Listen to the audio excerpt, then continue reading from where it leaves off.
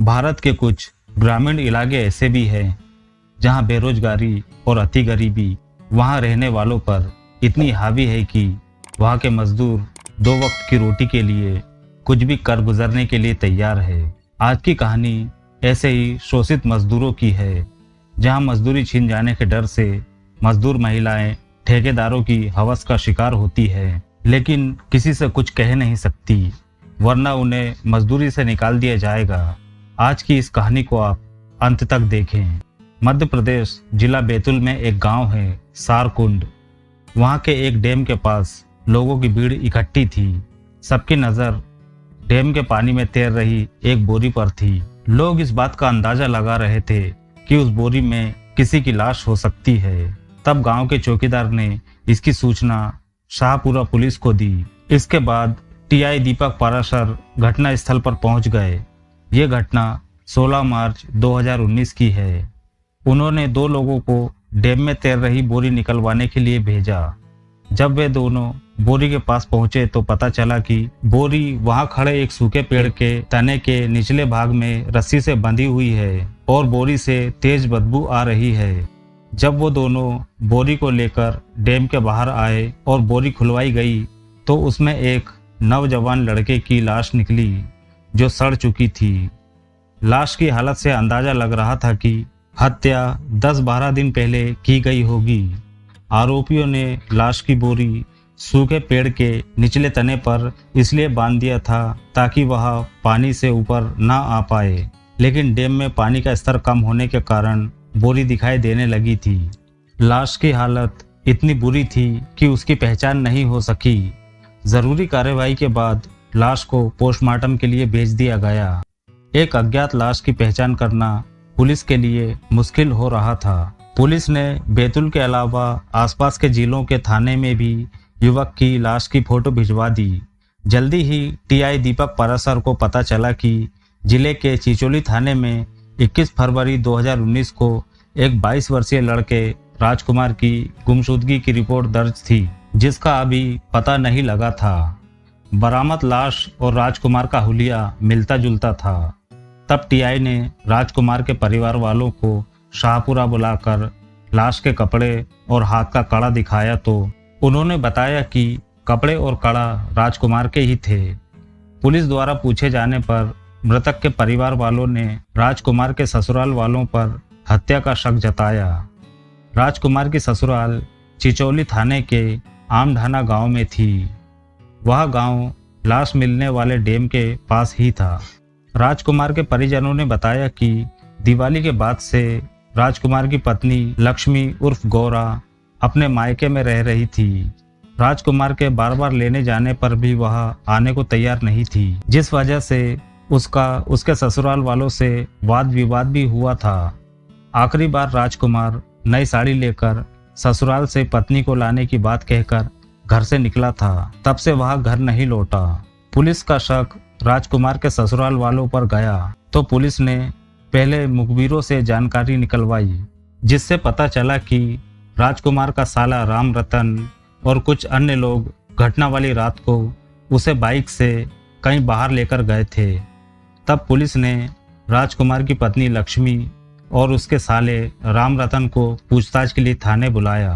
पहले तो वह झूठ बोलकर पुलिस को गुमराह करने की कोशिश करते रहे, लेकिन पुलिस की सख्ती के आगे वे टूट गए और अपराध स्वीकार कर लिया। इस हत्या के पीछे की कहानी कुछ इस तरह थी।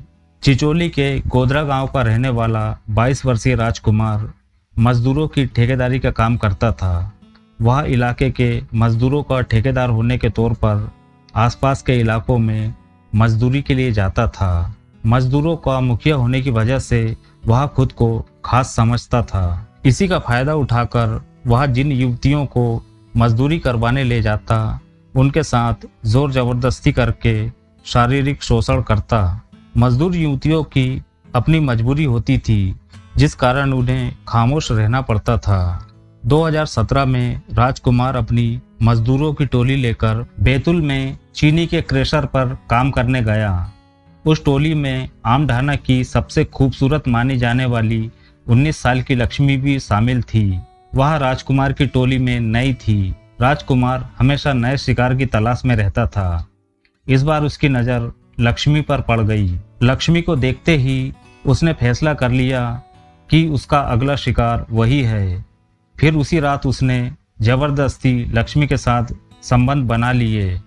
ऐसे तो राजकुमार के लिए अन्य युवतियों के कोई मायने नहीं थे, लेकिन वह लक्ष्मी की खूबसूरती पर इतना फिदा हो गया कि जब टोली काम खत्म करके वापस आई तो राजकुमार ने लक्ष्मी को जबरन अपने घर में रख लिया।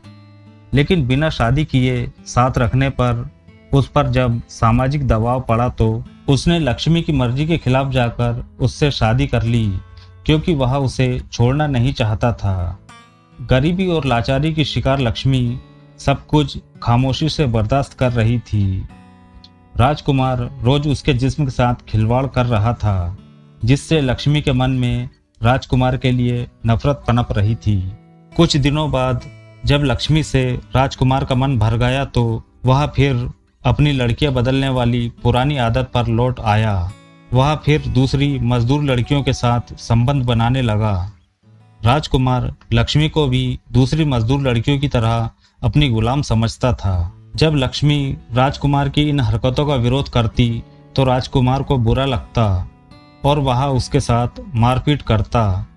जब ये बात लक्ष्मी के भाई राम रतन को पता चली तो उसने राजकुमार को समझाने की कोशिश की, लेकिन राजकुमार ने राम रतन की भी पिटाई कर दी।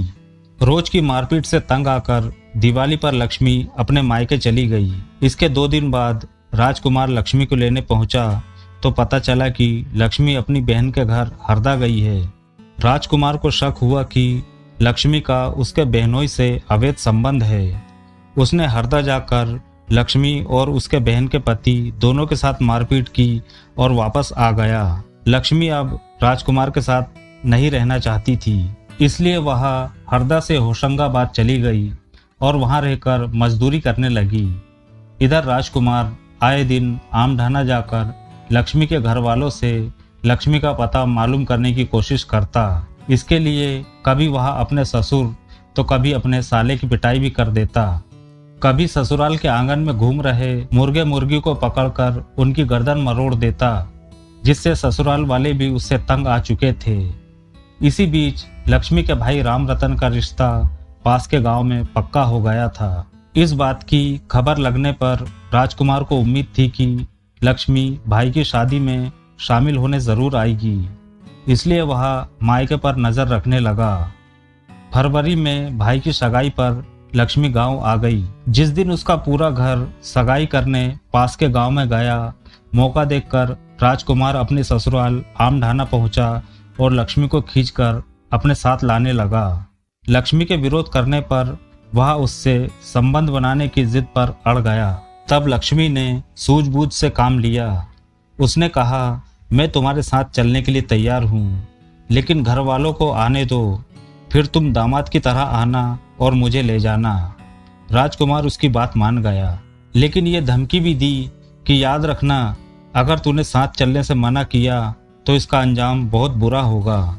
इसके बाद राजकुमार घर वापस आ गया और नई साड़ी लेकर उसे लेने के लिए घर से निकल गया।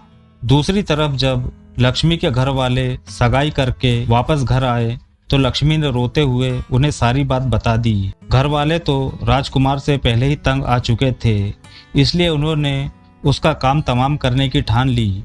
शाम के वक्त राजकुमार जैसे ही गांव पहुंचा तो लक्ष्मी के साथ उसके भाई राम रतन और उसके 2 दोस्त पप्पू और रिकेश ने उसे घेर कर लाठियों से पीट पीट कर अधमरा कर दिया। इसके बाद उसके गले में कपड़ा लपेटकर उसकी हत्या कर दी। फिर लाश को बोरी में भरकर डैम में खड़े एक पेड़ के तने के निचले भाग पर बांध दिया ताकि लाश अंदर ही गल जाए। लेकिन गर्मी में पानी का स्तर घट जाने से लाश ऊपर आ गई थी। पुलिस ने सभी आरोपियों लक्ष्मी, राम रतन, पप्पू और रिकेश को कोर्ट में पेश किया, जहां से उन्हें जेल भेज दिया गया। दोस्तों, राजकुमार जैसे इंसान के बारे में आप क्या कहेंगे, हमें ज़रूर बताएं। अंत में दोस्तों, हमारा मकसद आपका मनोरंजन करना नहीं, आपको जुर्म के प्रति जागरूक करने का है। अगर आपको हमारा यह प्रयास पसंद है तो हमें लाइक और सब्सक्राइब करें और कमेंट में अपनी अमूल्य राय ज़रूर दें।